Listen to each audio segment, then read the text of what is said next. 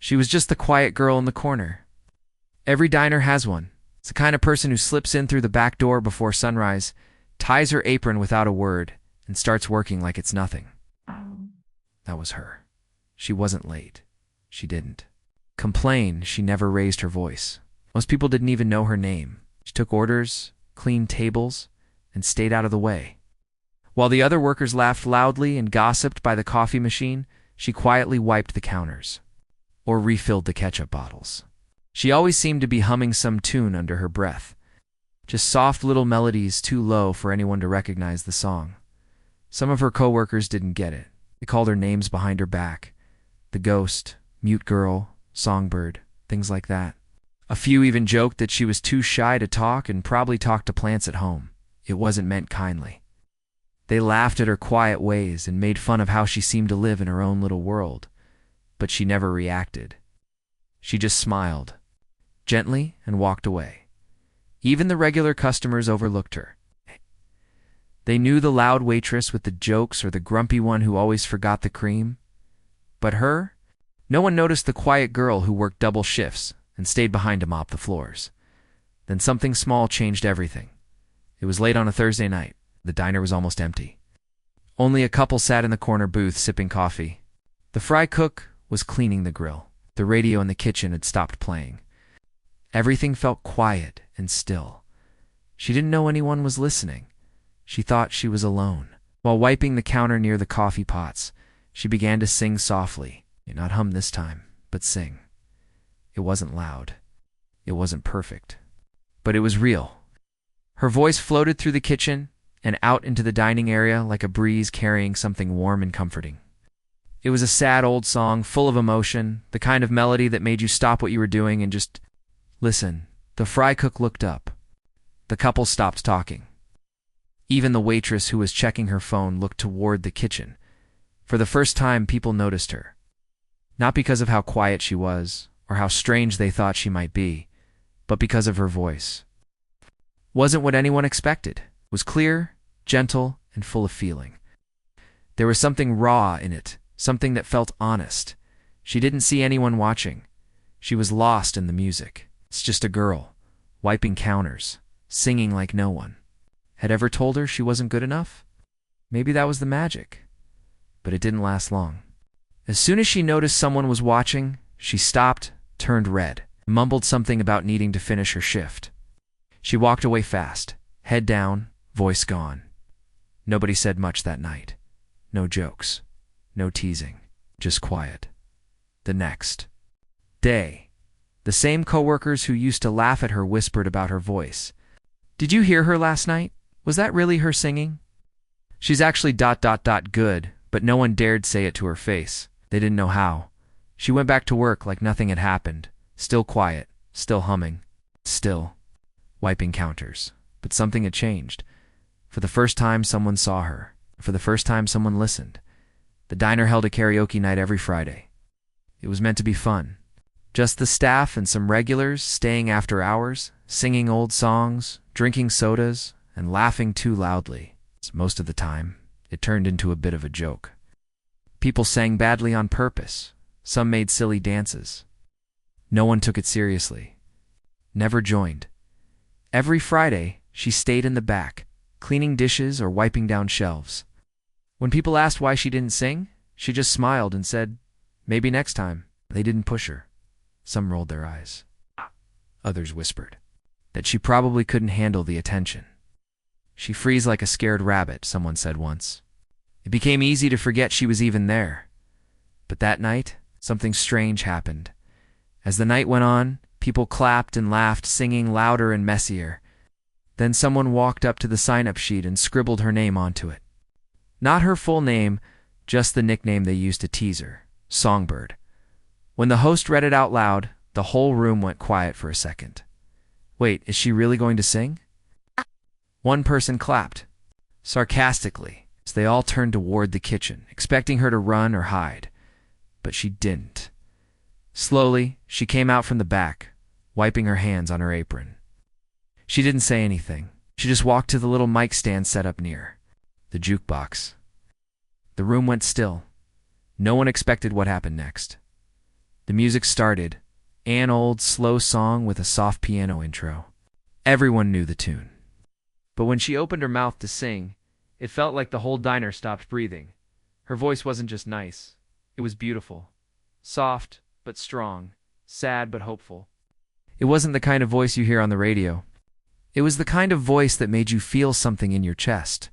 Every single person who had laughed or joked about her went quiet. Even the people who had never said a word to her stared in surprise. It was like hearing something brand new and familiar at the same time.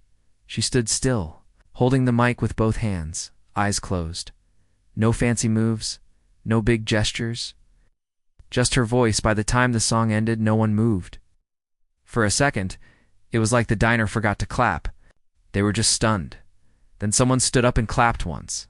Then everyone joined loud claps, whistles, cheers. She looked shocked. She even took a step back like she wasn't sure if they were cheering for her or someone else.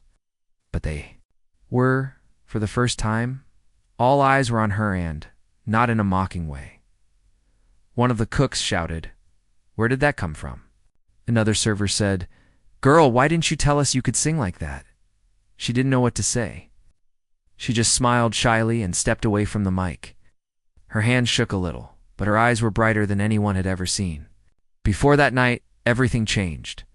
People started calling her the singer instead of the quiet one. The nickname Songbird didn't sound like a joke anymore. Someone had taken a video of her performance on their phone. Just a quick clip, they said. "You gotta let me post this online." She hesitated, but finally nodded. She had no idea what that one video would do, but for the first time in a long time. She walked home with a smile that didn't disappear.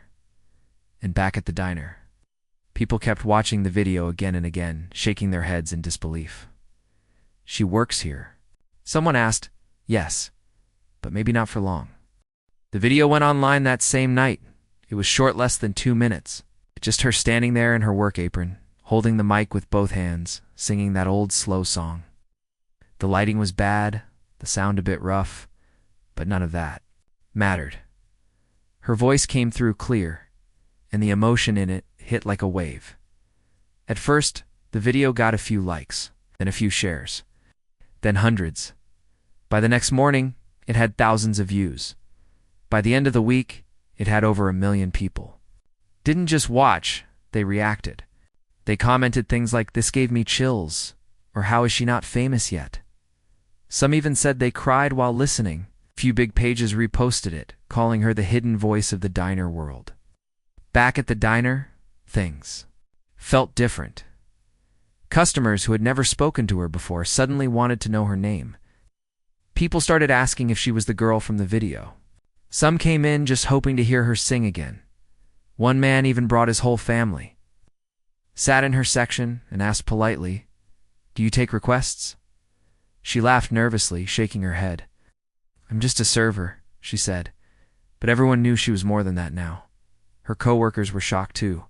A few seemed proud, smiling and telling customers, "She works with us." But others were quiet, almost uncomfortable.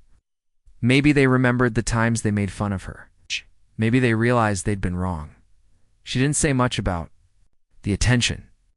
She kept working as usual, refilling coffees, carrying plates, mopping floors. But there was a lightness in her steps now, like the weight on her shoulders had gotten a little lighter. One afternoon, something unexpected happened. A man walked into the diner with a calm face and a leather notebook in his hand. He sat at the counter, ordered a coffee, and waited. When she walked by, he looked up and smiled. "You're the one from the video, right?" he asked. She paused, surprised. "Yeah, I guess." "I'm a music producer," he said. "I'd love to talk." "If you have a minute," she froze, not out of fear, more like disbelief. She wiped her hands on her apron, then sat at the edge of the counter while he spoke. He told her the video had reached one of his friends, who sent it to him. He said her voice had something special. It wasn't just about notes or control. It was about feeling, realness. He asked if she'd ever been in a recording studio. She shook her head. "Never." "Well," he said, "how would you feel about recording something? Just a demo, no pressure, just to see what happens." She didn't know what to say.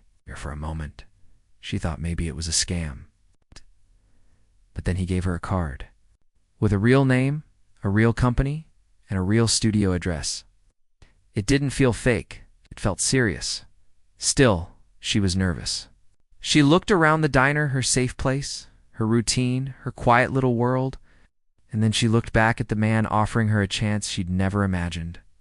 "Okay," she said finally, her voice soft. "I'll try." The man smiled, stood up and said, "You've got something."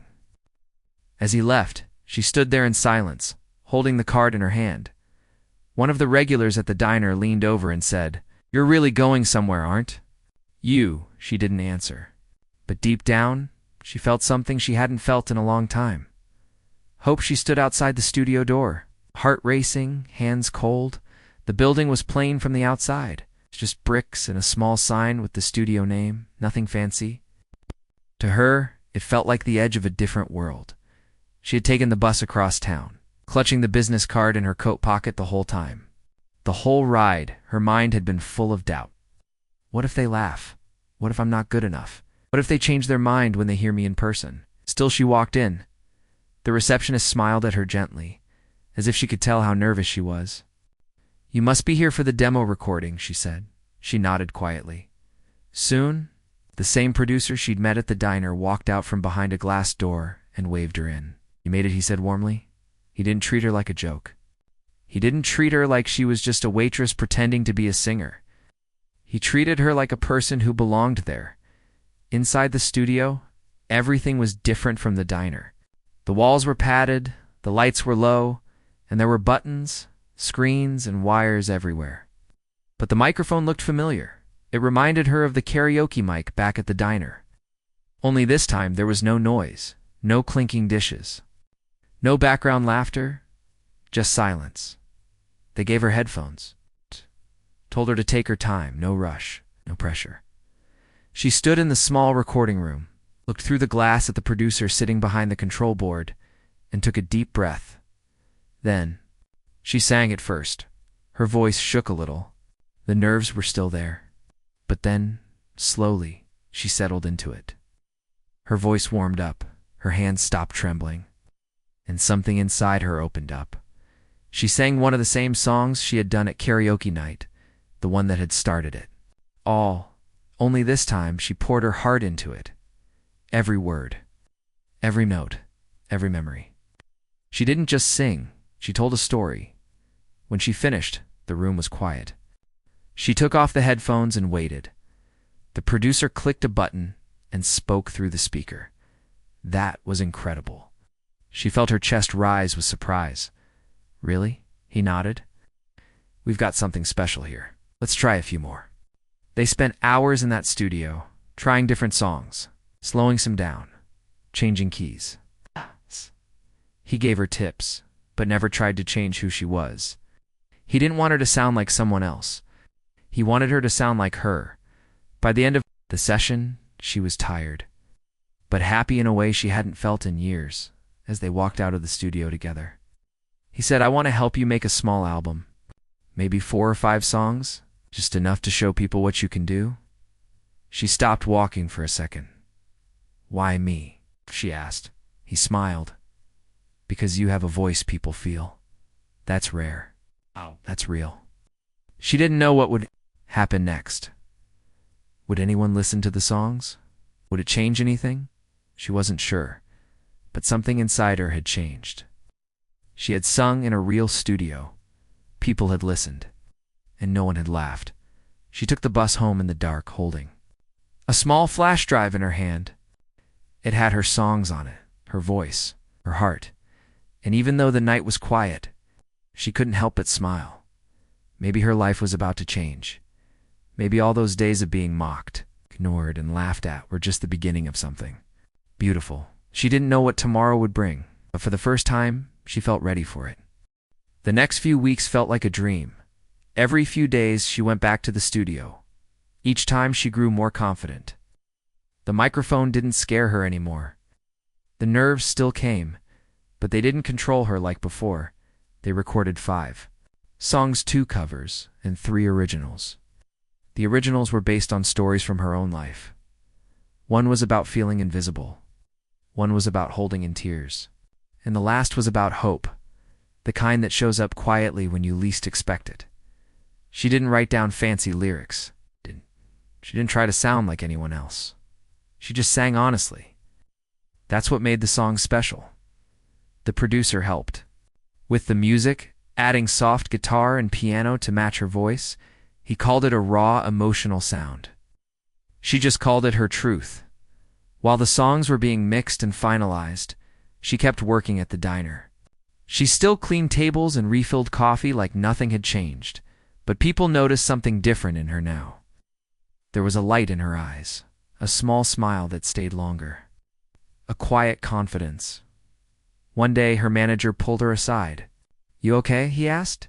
"You've been smiling a lot lately." She just nodded. "Yeah, I think I'm doing okay." Some of her coworkers started acting nicer. A few even apologized for the way they had treated her before. She didn't hold any grudges. She just said, "It's all right. I'm still learning too." Then, finally, the music was ready. Her first little album was released online. 5 songs. Her voice, her story. The producer helped her put it on all the major music platforms. He even helped her make a small social media page where they uploaded clips of her singing and updates about the songs. At first, she didn't expect much. Maybe a few people would listen. Maybe some strangers would leave nice comments. But the response was bigger than she imagined. People didn't just like the music, they connected with it. Strangers wrote long messages saying her songs helped them feel less alone. Some said her voice reminded them of something pure and honest, something they hadn't heard in a long time. Her first song reached thousands of plays in just a few days. Local. A small podcast even invited her to talk about her journey from diner server to rising singer. Back at the diner, things changed too. Customers started coming in with their phones out, showing her music to others. Some even brought her flowers or thank you notes. The same table that once laughed at her during lunch breaks now proudly told others, "She works here." And the coworker who once wrote her name on the karaoke list as a joke, that person came up to her one night and quietly said, "I didn't think you had it in you, but I was wrong. I'm really proud of you," she smiled. "Thanks," she said, without bitterness. One evening, the producer called her with exciting news. "There's a local music festival next month," he said. "They want you to perform." She almost dropped her phone. "Me? On a stage?" "Yes." He said, "You're ready." She wasn't sure. Singing in the diner was one thing, singing in a studio was another, but a live stage with an audience. She took a deep breath. "Okay," she said, "let's do it." That night as she walked home, the wind felt warmer. City lights looked softer. Everything around her felt different, but in a good way. The girl who once hid behind dishes and wiped tables in silence was about to step onto a stage, and this time, the whole world would be watching. The day of the music festival came faster than she expected. She stood backstage, holding a bottle of water with both hands. Her fingers were cold. Her heart felt like it was trying to jump out of her chest. Bright lights lit up the stage, and loud music from the previous performer echoed through the speakers. She could hear the crowd. Not just a few people like at the diner, this was a sea of voices, laughter, and footsteps. It was more people than she had ever sung in front of in her whole life. She kept asking herself the same question. What if I mess up? Like me? The producer walked over and gently placed a hand on her shoulder. "You don't have to be perfect," he said. "Just be real. That's what people love about you." She nodded slowly. She wasn't dressed in anything fancy, just a simple dress. Her hair tied back, and a pair of old sneakers. She didn't want to pretend to be someone else. She just wanted to sing the way she always had from the heart. Then the announcer called her name. She stepped onto the stage, her feet heavy but steady. The lights were bright. The crowd was big. People were already clapping, some recognizing her from the online video. Few even held up signs with the word Songbird written on them. She stood in front of the microphone, took a deep breath, and closed her eyes for a moment. Then the music started. It was the same song she had first sung at the diner, the one that had changed everything. Soft piano, slow rhythm, full of feeling. She opened her mouth and let the first note out, and just like before, something happened. The crowd went quiet, completely still.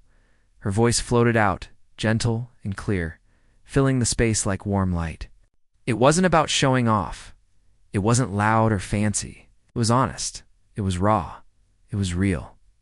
She sang about feeling invisible, about being laughed at, about finding her voice when no one believed in her. And somehow, every word connected with someone out there. People didn't just listen, they felt it. By the time she finished, the crowd stood up. Applause, whistles, cheers. Some people wiped tears from their eyes. Others just smiled and clapped, like they never wanted her to leave the stage. She stood there for a second, overwhelmed. She wasn't used to this. She'd gone from being the girl who cleaned tables in silence to standing in front of hundreds of people cheering her name. She gave a small, grateful smile and whispered into the mic, "Thank you." After the performance, people rushed to meet her. Fans asked for photos. Reporters asked questions. Other musicians told her how much her voice meant to them, but she didn't let it all go to her head. Backstage, she sat quietly on a folding chair, sipping water and breathing deeply. The producer sat beside her and said, "You did it." She looked at him and smiled. "I still can't believe it," he chuckled. "Believe it. This is just the beginning." That night, she walked home with her guitar case in one hand and her phone buzzing nonstop in the other. People from around the world had seen clips of her performance. Her songs were spreading even faster now. More radio stations, more messages, more love. But deep down, she was still the same girl. Still the one who used to sing quietly while mopping floors. The one who stood in the back, unnoticed. Only now the world had finally listened, and they weren't done listening yet. She didn't quit the diner right away, even after the music festival. After her songs spread all over the internet, she still showed up every morning, tied on her apron, and did her job. Some customers were surprised to see her still working. One even said, "What are you still doing here? Should be on a world tour." She smiled politely and replied, "One step at a time." The truth was, she wasn't in a rush. Fame didn't change her. She didn't want to be someone who forgot where they came from. That diner was where it all began. It was where her voice had first been heard. It was where she had sung without thinking anyone was listening. But soon, things started to move. Faster music agents reached out. Few wanted her to sign contracts. Some offered big promises and shiny deals. But she didn't trust all of it. She had seen stories of singers who lost their voice, not their singing voice, but their freedom after saying yes to fast, so she took her time. The producer who had believed in her from the start helped her go through everything, he reminded. Heard that it wasn't about being famous, it was about being true to herself. She picked the right team. People who understood her music, people who didn't want to turn her into someone she wasn't, together. They planned her first official album, a full one this time, not just 5 songs. And then one day she walked into the diner for her. Last shift, her coworkers gathered around. Some were quiet, some clapped, a few gave her hugs. Even the manager, who had always been strict, said softly, "We'll miss you." She took one last walk through the kitchen, touched the counter where she used to hum softly, looked at the booth where she first sang on karaoke night. Then she untied her apron, folded it neatly, and placed it on the back counter. That night, her friends and fans filled the diner for a small farewell concert. The tables were pushed aside. Lights were dimmed. People brought flowers, cards, and warm smiles. She sang like she always did, with heart, with honesty, and with love. And when she finished, she looked around at the faces that had once ignored her, some that had mocked her, and many more that had come to support her. "Thank you," she said, "for hearing me." After that, her life truly began to change. She started touring small cities, performing in cozy venues filled with people who had followed her journey since the first video. Some brought hand-drawn signs. Some brought letters saying her songs helped them through hard times. She didn't wear fancy dresses. She didn't ride in limos. She didn't forget her roots, even as her name started to appear on posters. She remained humble, quiet, still the girl who used to hum while wiping tables. One evening, during an interview, someone asked her, What do you think made people fall in love with your voice? She paused, then smiled. Maybe because it wasn't perfect. It was just real. Years later, when people talked about her, they didn't just mention her music. They talked about her kindness, her patience, her strength, how she handled mockery with grace, how she stayed soft in a world that tried to harden her. And somewhere in a small diner, a new server quietly wiped a table, humming a tune. Inspired by the girl who once stood in that very spot and reminded the world that even the quietest voices can carry the deepest songs. Because sometimes, it's not the loudest voice that changes everything. It's the most honest one.